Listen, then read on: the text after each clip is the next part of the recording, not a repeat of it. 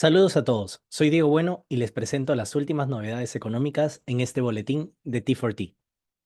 El día de hoy abordaremos el papel crucial de la Reserva Federal, la Fed, y cómo sus decisiones sobre las tasas de interés pueden resonar a nivel global, en la bolsa y en las diferentes acciones.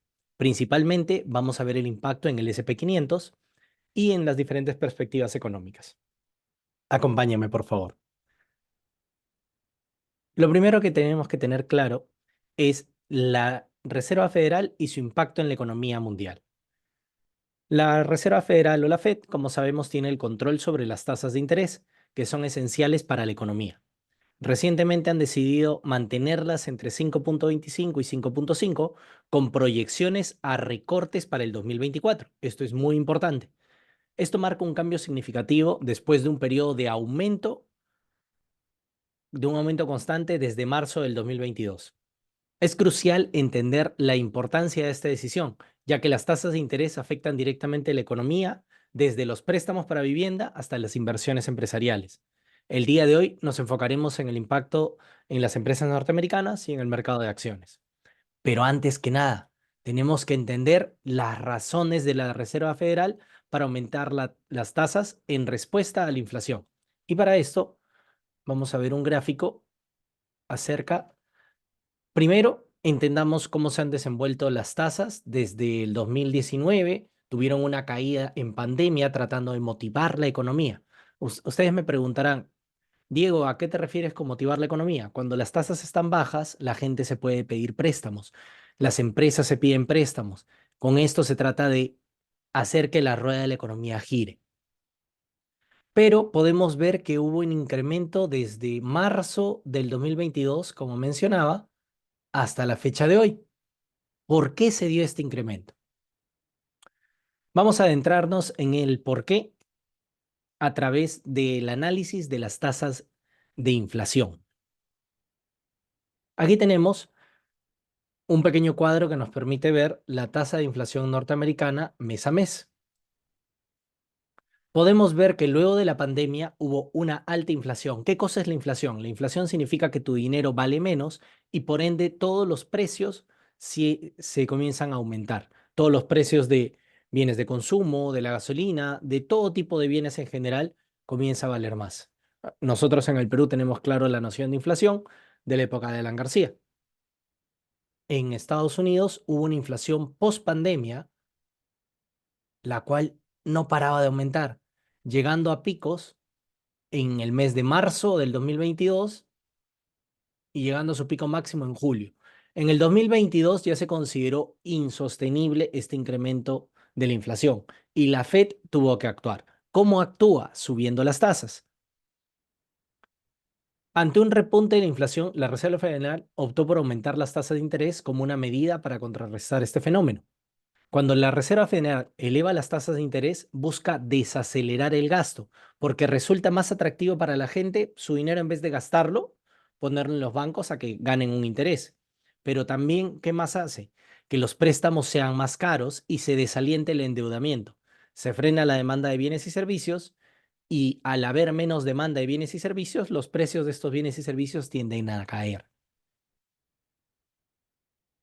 Aquí podemos ver la relación. Hubo un incremento hasta el día de hoy y hubo una desaceleración de la inflación. Esto es muy importante tenerlo claro. Al día de hoy ya se está tratando de llegar a las metas óptimas de la inflación. Ahora, ¿cómo se mide la inflación? Para eso se mide la conexión con el IPC, con el índice de precios al consumidor, que es una noticia que sale esta semana, la cual voy a hablar más adelante. El IPC actúa como una herramienta que proporciona a la Reserva Federal información detallada sobre cómo los precios de los bienes y servicios están evolucionando. Como repito, IPC significa Índice de Precios al Consumidor. El IPC refleja un aumento pronunciado. La Reserva Federal lo interpreta como una señal de que la economía enfrenta presiones inflacionarias. Si el IPC sale bajo, significa que no hay presiones inflacionarias. En el escenario de un aumento, el aumento de las tasas de interés se convierte en una estrategia preventiva para contener la inflación. Es decir, un IPC alto indica una inflación alta y por ende la Fed tiene que reaccionar subiendo las tasas. En resumen, cuando la inflación se dispara, la Reserva Federal puede decidir subir las tasas como una medida para equilibrar la economía, controlar la inflación y mantener la estabilidad económica. Es por este motivo que vemos una correlación directa en la subida de tasas una vez que hubo un incremento de la inflación y cuando ya se llegó a un tope en la subida de tasas, a partir del año 2023, ya se pudo ver una caída en la inflación. En la siguiente sección nos sumergiremos en la economía netamente estadounidense ya de las empresas. ¿Y cómo vamos a ver todas las empresas? A través del SP 500, que acumula las 500 empresas más importantes de la bolsa de Estados Unidos. Para esto, vamos a ver este gráfico de aquí. En esta sección analizaremos cómo las decisiones de la Reserva Federal han dejado una huella en el mercado financiero, evidenciando por el reciente aumento del SP 500 en un 3% en los últimos 5 días. Esto lo vamos a ver aquí. Ha habido un incremento del SP 500. Diego, no se logra apreciar a detalle. Tranquilos. La línea amarilla es la tasa de interés de la Fed. Sus valores están aquí al lado derecho. La línea azul es el índice SP 500 y sus valores están aquí del lado izquierdo y abajo tenemos la temporalidad. Si yo bajo la temporalidad para ver el año 2023, podemos ver este aumento del 3% de lo que les hablaba. Históricamente hemos observado que ante una disminución de las tasas de la Fed tiende a experimentar una caída inicial. Esta reacción inicial podría interpretarse como una adaptación al mercado en los cambios económicos. Diego, ¿a qué te refieres? Vamos a ver los últimos 20 años, desde el 2000 hasta la fecha. Podemos ver que cada vez que la Fed ha bajado sus tasas, el SP 500 tiene una ligera caída. Aquí nuevamente. Luego, cuando las tasas ya están bajas, tiende a subir, pero en un primer momento hay una caída. También luego de la pandemia, este y esto nos permite hacer una visión de qué podría pasar ahora que se están manteniendo sus tasas. Fíjense que antes de una caída la Fed mantiene tasas, luego baja, mantiene tasas, luego baja, mantiene tasas y luego baja. Ahorita estamos manteniendo las tasas en lo que va de este año. Y es lo que han avisado, que se van a mantener las tasas. Sin embargo, lo interesante es que en esta caída inicial suele ser seguida por una tendencia alcista sostenida en el SP 500. Es decir, a pesar de la reacción inicial en el mercado, tiende a recuperarse y mostrar un rendimiento positivo. Así que este momento nos podría dar una oportunidad de entrada. Este patrón sugiere que históricamente el mercado ha interpretado la bajada de tasas como un estímulo positivo para la inversión y la actividad económica a mediano o largo plazo. A corto plazo, como ya vimos, normalmente sufre una caída. Aunque el pasado no garantice el futuro, entender estos patrones históricos nos brinda valiosos insights sobre cómo el mercado ha respondido ante decisiones similares en el pasado. En la siguiente sección exploraremos cómo estas tendencias históricas podrían influir en las expectativas futuras. Acompáñenos a descubrir más sobre las dinámicas del mercado financiero. Lo que les mencionaba es que luego de esta caída, cuando las tasas están bajas, se tiende a incentivar la economía, porque las empresas comienzan a pedir préstamos, comienzan a desarrollar mayores inversiones y comienza también a verse como una opción de inversión más viable y mejor que invertir en bonos e invertir en cualquier otro instrumento, ya que su rendimiento es menor al posible rendimiento de las empresas. Veamos cómo se ha desarrollado a lo largo del tiempo. Como menciono, vamos a ver desde el 2000 hasta la fecha y vemos que cada vez que las tasas han estado bajas, ha habido un amplio crecimiento. De igual manera aquí, amplio crecimiento. De igual manera por aquí, cuando las tasas han llegado a estar muy bajas, ha habido un crecimiento por parte del SP 500.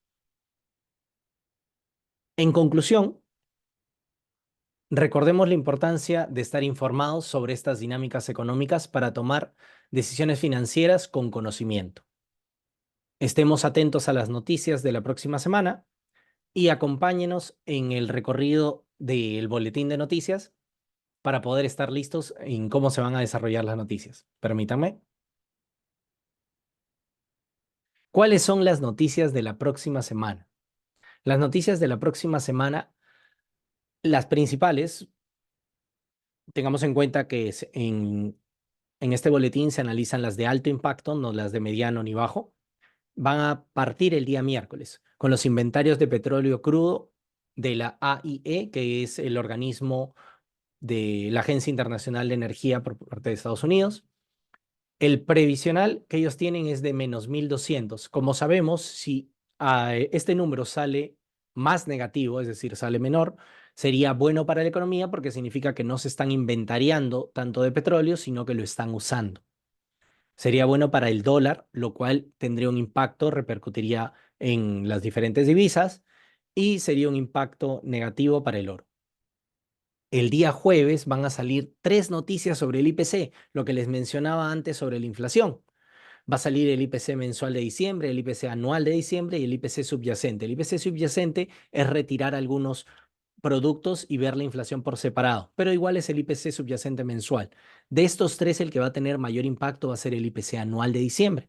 Y hay que estar atentos porque esto nos podría dar unas luces de cómo se va a comportar la Fed a fin de mes y cómo se va a comportar, qué tanta fuerza va a tomar el dólar o qué tanta fuerza podría tomar el oro.